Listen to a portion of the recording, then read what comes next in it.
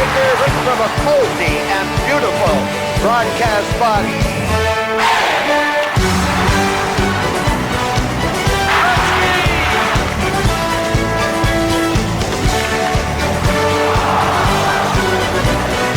How's it going, boys? Johnny Superbman here, bringing you another episode of Tips and Tactics, this time, how to play like a stand-up goalie. So let's not waste any time, let's get to the attribute screen and look at the player build. Okay, so in my opinion, the stand-up goalie is the best goalie in the game. I don't pick the butterfly or hybrid, I find the stand-up goalie's base traits to be the best, and when you have your legend card, you can get the important categories up very high, so I like the stand-up goalie. In athleticism, I like to get agility up to 93, speed to 85, and vision to 85. Aggressiveness, durability, and endurance I really don't think does much for a goalie, so throw the rest of the points into wherever you want. Okay, so now for puck control, the only two categories that you need to touch are rebound control and shot recovery. I don't like to put the rebound control up too high because I don't want the puck dying right in front of me. So I get my shot recovery up to 90 and I leave the rebound control, 75 sounds good. So now when a low puck hits me, hopefully it flies off to the side or off to the corner. So now into reflexes, I think angles is very important. A lot of people try to go short side on you, especially when they're coming in on a 2-on-1 or something like that. So if you're going to stand right there, angles is very important. Get that up to 99. Your glove high, get that up to 95. Your stick high, get that up to 95. You know everyone tries to shoot top shelf. Your stick low and your glove low, put that to 85. You still want it decent, but don't worry about that as much as your glove high and your stick high. Now your 5-hole, I personally use the butterfly a lot myself, so I don't find I need to put much in my 5-hole. As long as you're active on that left trigger, you shouldn't have to worry about it. And your breakaway, don't worry about that. You have the flying poke check, alright? So there's my goalie, boys. Let's put him out there and see what he does for us. Okay, so let's talk about the small things a goalie can do. It's not just your job to save every puck. No, there's little things that you can do to help your team out, such as getting off the ice and giving your team an extra attacker when there's a delayed penalty. Wait till the puck is out of your zone, make sure it's safe, you don't want to have someone poking it in your net, and get off the ice and give your team the chance to get a goal. Another small thing a goalie can do for his team is be a good puck mover. If the puck is ever coming into your zone and you can get to it, hold down the A button, go attack the puck, and flick up on the right stick to clear your zone. Now, if there's players around the puck, don't worry about it, leave it to them. But if you can get to it safely, go attack that puck and clear your zone. The puck can't go in on your own net if it's 200 feet away from your own net, right? And you can create a good chance offensively, maybe. You're giving your forwards a chance to get the puck. So be aggressive and help your team out. Be the sixth man back there. Alright, and you know what, you got to be careful if you're playing that puck, because I've seen goalies, everyone should know this by now, but I've seen goalies taking penalties.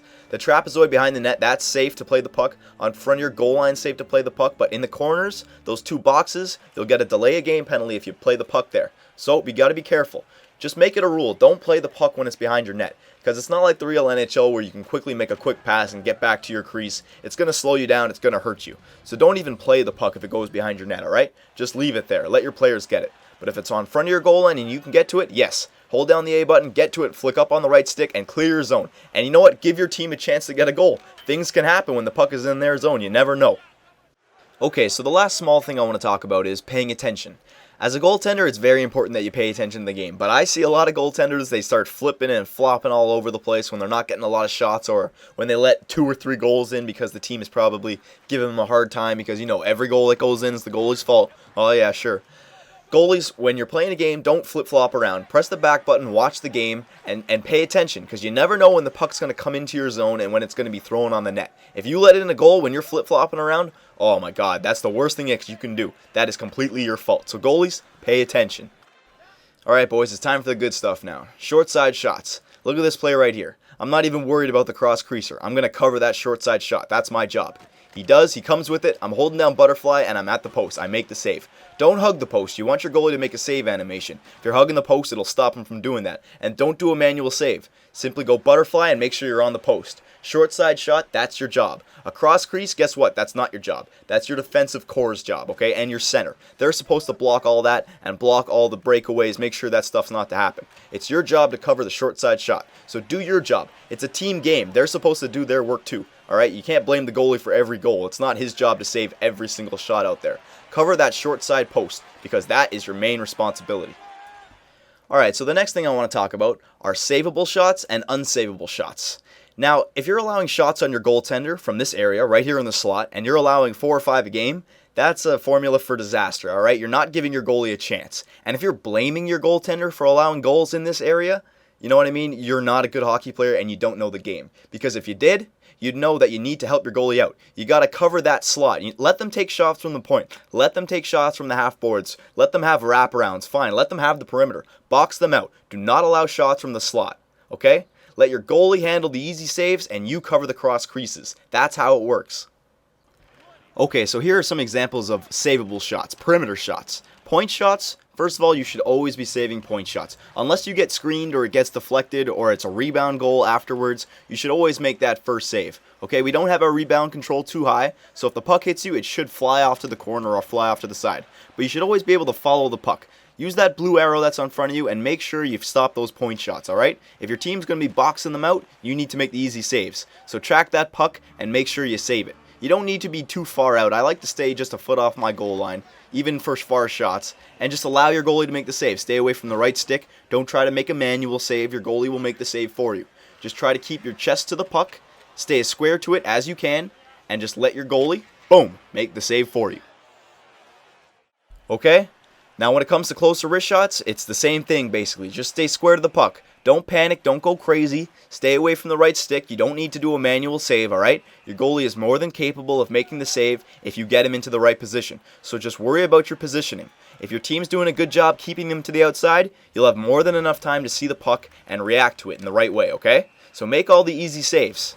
Don't panic and allow your goalie to do it for you. Alright, if they're coming down and they just throw a wrist shot, no glitch shot's going to beat you if you're there, alright? So allow your team to cover the cross creases and you take the easy ones. Okay, so now let's talk about some unstoppable shots, or shots that are not a goalie's fault. Look here. Our team goes behind the net. We have our left winger behind the net, our right defenseman behind the net, and our center thinks he's a winger trying to go for a breakaway or something. They come out, cross crease, nobody's there, posting in. And I'll hear, oh, that's the goalie's fault. Where were you, goalie? Please, are you kidding me? Help your goalie out. Alright, look at this play right here. 2-on-2. Our left defenseman goes for a body check. Uh-oh, now it's a 2-on-1. Our right defenseman goes LB to try and block a pass. Cross crease, goal is scored. I'm covering the short side. That's my job. Alright, tell me how a 2-on-2 goes to a 2-on-1, which goes to a cross crease. Are you kidding me? Defenders, you gotta step up. Again, look at this play. I told you guys before, you gotta cover the slot. I'll take the perimeter, you cover the slot. Look here. Right defenseman goes for a body check. Now he's totally out of position. Cross crease pass, and he still has enough time to go to his backhand. There's no way you can expect your goalie to be making saves like that, alright? If you think that's the goalie's fault, you're not a good player and you don't know how to play defense. Alright, goalies, so don't get down on yourself if you're allowing cross creases in. It's not your fault. I want you guys covering that short side. If you have a good defensive core, they'll cover the cross crease all day, okay? So don't get down on yourself. It's not your fault. Okay, so now on to breakaways. They're not supposed to happen, but they're gonna happen, so you need to have some sort of strategy. I like to use the flying poke check, alright? It works great. It's not like a shootout breakaway where they're coming in nice and slow. No, it's a normal game, so they're flying at me. So I fly right back at them, and it works great. Alright? If you don't like the flying poke check, you need to be able to follow the puck carrier with your butterfly down. I don't like this way of trying to save a breakaway. I find I get deked out way too much, so I like to stick with the flying poke check. It works great for me, and I think you guys should give it a shot.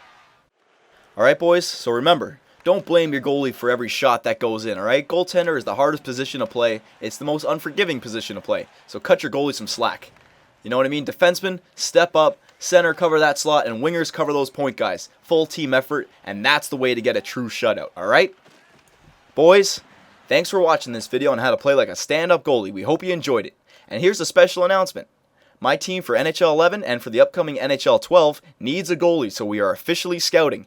If you have an Xbox 360 and you'd like to play goalie for us, we're a great team who plays great defense. You cover the short side shots and we'll cover the cross creasers, just like I said. Alright, so send me a message.